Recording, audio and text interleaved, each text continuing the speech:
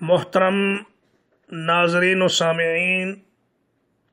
السلام علیکم ورحمۃ اللہ وبرکاتہ۔ یہ قرآن مجید کے اردو ترجمہ و تفسیر کے دروس کا سلسلہ ہے جو انشاءاللہ آپ کی خدمت میں پیش کیا جاتا رہے گا۔ یہ قرآن مجید کے آخری 10 پاروں کی تفسیر ہوگی اور اس کا نام ہم نے رکھا ہے عمدۃ التفسیر فی الثلث الاخیر من القرآن الکریم۔ سماعت فرمائیے۔ الحمد للہ رب العالمین والصلاة والسلام علی سید الرسل وخاتم النبیین محمد وعلى آلہ وصحبہ اجمعین، اما بعد، فقال اللہ تبارک وتعالی فی کلامہ المجید، اعوذ باللہ من الشیطان الرجیم، وَلَوْ شِئْنَا لَآتَيْنَا كُلَّ نَفْسٍ هُدَاهَا، اگر ہم چاہتے تو ہر شخص کو اس کی ہدایت نصیب فرما دیتے، وَلَكِنْ حَقَّ الْقَوْلُ مِنِّي، لیکن میری طرف سے اس بات کا فیصلہ ہو چکا ہے، لَأَمْلَأَنَّ جَهَنَّمَ مِنَ الْجِنَّةِ وَالنَّاسِ أَجْمَعِينَ، کہ میں ضرور بھروں گا جہنم کو جنوں سے اور انسانوں سے، فَذُوقُوا بِمَا نَسِيتُمْ لِقَاءَ يَوْمِكُمْ هَذَا، پس چکھو اللہ کے عذاب کو جس طرح تم نے اس دن کی ملاقات کو بھلا دیا تھا، اِنَّا نَسِينَاكُمْ، آج ہم نے بھی تمہیں بھلا دیا ہے، وَذُوقُوا عَذَابَ الْخُلْدِ بِمَا كُنتُمْ تَعْمَلُونَ، اور ہمیشگی کا عذاب چکھتے رہو اپنے برے اعمال کے بدلے میں۔ انما یؤمن بآیاتنا الذین اذا ذکروا بها، ہماری آیتوں کے ساتھ صرف وہی لوگ ایمان لاتے ہیں کہ جب ان کو آیات کے ساتھ نصیحت کی جاتی ہے، خروا سجدا، تو وہ سجدہ کرتے ہوئے گر پڑتے ہیں، وسبحوا بحمد ربہم،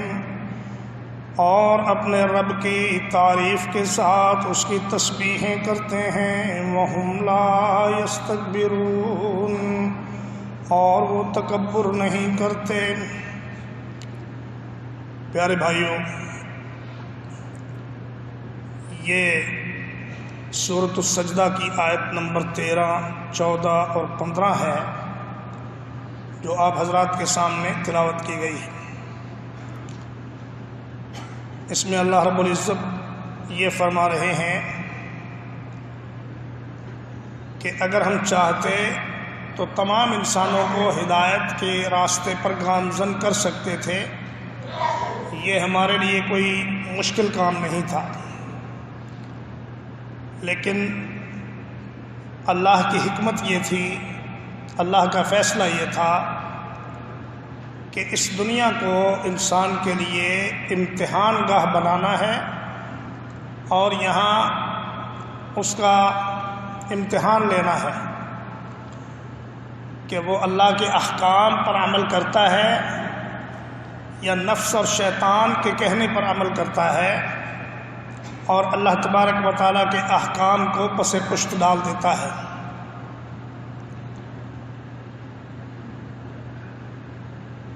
ہم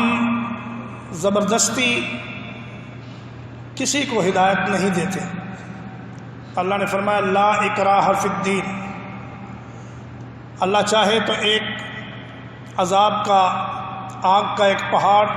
لوگوں کے سر کے اوپر لا کے کھڑا کر دے اور کہے ایمان لاتے ہو یا تم پر گراؤں، تو سارے کے سارے ایمان لے آئیں گے۔ لیکن اللہ ایسا نہیں کرنا چاہتا، اس لیے کہ اللہ نے انسان کو بے اختیار پیدا نہیں کیا بلکہ اختیار دے کر پیدا کیا ہے۔ مسلمانوں کے اندر ایک فرقہ پیدا ہوا جس کا نام ہے جبریہ۔ وہ جبریہ یہ کہتے ہیں کہ انسان اپنے اقوال اور اپنے اعمال میں مجبور ہے، جو کچھ وہ کرتا ہے وہ اللہ کی مرضی سے کرتا ہے، اللہ تعالی جیسا چاہتا ہے ویسا انسان کرتا ہے۔ اللہ چاہتا ہے تو وہ اچھا کام کرتا ہے، اللہ چاہتا ہے تو وہ برا کام کرتا ہے۔ لیکن اللہ تعالیٰ نے واضح طور پہ یہ فرما دیا کہ وَلَا يَرْضَى لِعِبَادِهِ الْكُفْرَ، اللہ اپنے بندوں کے کفر سے راضی نہیں ہوتا۔ اور فرمایا لِمَنْ شَاءَ مِنْكُمْ أَنْ يَسْتَقِيمَ، جو چاہے وہ سیدھے راستے کو اختیار کر لے، ہم نے تمہیں اس بات کا اختیار دے کر دنیا میں بھیجا ہے۔ اور فرمایا فَمَنْ شَاءَ فَلْيُؤْمِنْ وَمَنْ شَاءَ فَلْيَكْفُرْ، جو چاہے ایمان لے آئے، جو چاہے کفر کرے، ہم کسی کا ہاتھ پکڑ کر اسے ایمان کی طرف نہیں لائیں گے، نہ ہی کسی کو زبردستی کفر کی طرف دھکیلیں گے، بلکہ انسان کو ہم نے اس دنیا میں اس بات کا اختیار دے کر بھیجا ہے کہ وہ چاہے تو اچھائی کا راستہ اختیار کر لے اور چاہے تو برائی کا راستہ اختیار کر لے، کیونکہ اگر انسان مجبور ہو تو پھر مجبور آدمی کو تو سزا نہیں دی جا سکتی، وہ تو سزا کے پھر قابل نہیں رہتا، اس کو معافی ملنی چاہیے۔ لیکن انسان با اختیار ہے، اسی لیے اس کو سزا دی جائے گی، اس لیے قاتل کو قتل کے بدلے میں جہنم میں ڈالا جائے گا، اور اسی لیے زانی کو زنا کے بدلے میں جہنم کی آگ کا عذاب دیا جائے گا، شرابی کو اس کے اس عمل کے بدلے میں سزا دی جائے گی، چور کو اس کے عمل کے بدلے میں سزا دی جائے گی۔ تو جو جیسا کرے گا ویسا بھرے گا، یہ اللہ کا قانون ہے۔ اور فرمایا فَذُوقُوا بِمَا نَسِيتُمْ لِقَاءَ يَوْمِكُمْ هَٰذَا، تم نے دنیا میں اپنے شب و روز گزارتے ہوئے ہماری ملاقات کو بھلا دیا۔ حقیقت یہ ہے دوستو کہ اگر انسان کسی وقت گناہ کر لیتا ہے اور پھر فوراً ہی پلٹ کے اللہ کی طرف آ جاتا ہے تو یہ ایسا شخص نہیں ہے جس نے آخرت کی ملاقات کو بھلا دیا۔ آخرت کی ملاقات کو بھلانے والا آدمی وہ ہے جو دنیا میں اس طرح مگن ہوا کہ اسے آخرت کی یاد ہی نہ رہی اور آخرت کی اس نے کوئی پرواہ ہی نہ کی۔ فرمایا الذین ضل سعیہم فی الحیاۃ الدنیا وهم يحسبون انهم يحسنون صنعا يعلمون ظاہرا من الحیاۃ الدنیا وهم عن الآخرة هم غافلون، دنیا کا تھوڑا بہت علم تو ان کے پاس ہے، یہ ہوائی جہاز بنا سکتے ہیں، بحری جہاز بنا لیتے ہیں، میزائل بنا لیتے ہیں اور ایٹم بم چلا لیتے ہیں، لیکن آخرت میں انسان کی نجات کیسے ہونی ہے اس بات کا انہیں کوئی پتہ نہیں۔ تو کامیاب انسان وہ ہے جو اللہ کی اس ملاقات کو ہر وقت یاد رکھے، کبھی اگر نفس کا یا شیطان کا غلبہ ہو جائے، گناہ انسان کر بیٹھے تو فوری طور پر اس دن کی ملاقات کو یاد کرتے ہوئے اللہ کی طرف واپس آ جائے، تو اللہ تبارک و تعالیٰ نے توبہ کا دروازہ کھلا کر رکھا ہوا ہے، اور جو بندہ اللہ کی طرف آتا ہے اللہ تعالیٰ فوراً اس کی توبہ قبول فرماتے ہیں۔ اور فرمایا انا نسیناکم، آج ہم نے بھی تمہیں بھلا دیا۔ اللہ تو بھولتا نہیں، فرمایا کہ لا یضل ربی ولا ینسا، میرا رب نہ بھٹکتا ہے نہ بھولتا ہے۔ اور فرمایا کہ وما کان ربک نسیا، آپ کا رب بھولنے والا نہیں ہے، اس کو ہر ایک بات اچھی طرح یاد ہے اور اچھی طرح معلوم ہے۔ ہمارے ہاں یادداشت کی کمزوری کا معاملہ ہو جاتا ہے، بات بھول جاتی ہے، لیکن اللہ کے ہاں ایسا نہیں ہے۔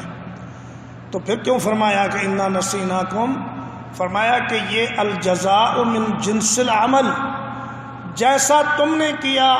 اب ویسا ہی سلوک تمہارے ساتھ کیا جائے گا، تمہارے ساتھ ایسا معاملہ کیا جائے گا جیسا کہ کسی آدمی کو بھلا کر کیا جاتا ہے۔ جیسے فرمایا وَمَكَرُوا وَمَكَرَ اللَّهُ وَاللَّهُ خَيْرُ الْمَاكِرِينَ، اللہ تبارک و تعالیٰ نے بھی ان کے مکر کے مقابلے میں اپنی تدبیر کی اور اللہ کی تدبیر بہت بہتر ہے۔ تو فرمایا کہ اِنَّا نَسِينَاكُمْ یعنی اِنَّا تَرَكْنَاكُمْ فِي الْعَذَابِ، ہم نے تمہیں عذاب میں چھوڑ دیا، اب ہم تمہاری طرف توجہ ہی نہیں کریں گے۔ تو دوستو، اگر عذاب یا سزا کبھی ختم ہونے کی امید ہو تو انسان کو ایک بھروسہ اور ایک حوصلہ ہوتا ہے، لیکن جہنم والوں کی سزا تو کبھی ختم ہونے کا کوئی تصور ہی نہیں ہوگا۔ موت انسان کو مصیبتوں سے نجات دلا دیتی ہے، لیکن وہاں تو موت بھی نہیں ہوگی۔ فرمایا فذوقوا لا يذوقون فيها بردا ولا شرابا، جہنم والے جہنم میں ٹھنڈک نہیں دیکھیں گے، کوئی پینے کا پانی انہیں نہیں ملے گا، الا حمیما وغساقا، کھولتا ہوا پانی، زخموں کی پیپ، جزاء وفاقا، یہ ان کے اعمال کا پورا پورا بدلہ ہے۔ انہم کانوا لا یرجون حسابا، وہ کہتے تھے حساب کتاب کچھ نہیں ہونا، یہ دنیا کی زندگی ہے، اس کو گزارو، بعد میں جو ہوگا دیکھا جائے گا۔ وَكَذَّبُوا بِآيَاتِنَا كِذَّابًا، ہماری آیتوں کو انہوں نے جھٹلا دیا، ہم نے ہر چیز لکھ کر رکھ لی کہ جب یہ ہمارے پاس آئیں گے تو ہم ان سے پورا پورا انتقام لیں گے۔ اور فرمایا انما یؤمن بآیاتنا الذین اذا ذکروا بها خروا سجدا، یہ سجدے والی آیت ہے، لیکن سجدے والی آیت میں آدمی کو اختیار ہے کہ اگر وہ سجدہ کر لے تو مستحب ہے، اگر کسی وقت نہ بھی کرے تو جائز ہے، کیونکہ یہ ثابت ہے کہ نبی کریم صلی اللہ علیہ وسلم کے سامنے سورۃ النجم پڑھی گئی، ایک موقع پر آپ نے سجدہ کیا اور دوسرے موقع پر آپ نے سجدہ نہیں کیا، تو علماء نے اس سے یہ مسئلہ اخذ کیا کہ سجدہ تلاوت مستحب ہے، اگر کوئی کر لے تو اسے ثواب ہے، نہ کرے تو اسے گناہ کوئی نہیں۔ تو فرمایا کہ ہمارے بندے وہ ہوتے ہیں کہ جب انہیں اللہ کی آیات کے ساتھ نصیحت کی جاتی ہے تو وہ فوراً ہی اللہ کے سامنے جھک جاتے ہیں اور کہتے ہیں یا اللہ ہم تیرے احکام کو بجا لانے کے لیے تیار ہیں، ہم تیرے سامنے نماز پڑھنے کو تیار ہیں،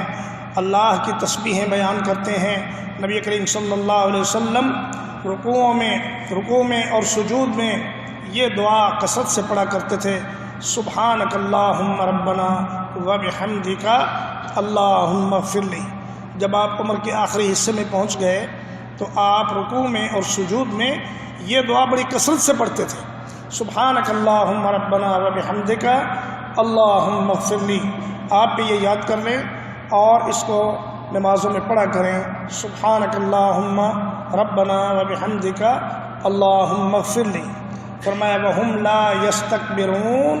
عَنْ عِبَادَتِي، یعنی وہ اللہ کے بندے ایسے ہوتے ہیں جو میری عبادت سے تکبر نہیں کرتے، اپنے آپ کو بڑا نہیں سمجھتے، اللہ کا حکم آ جائے تو پھر اپنے آپ کو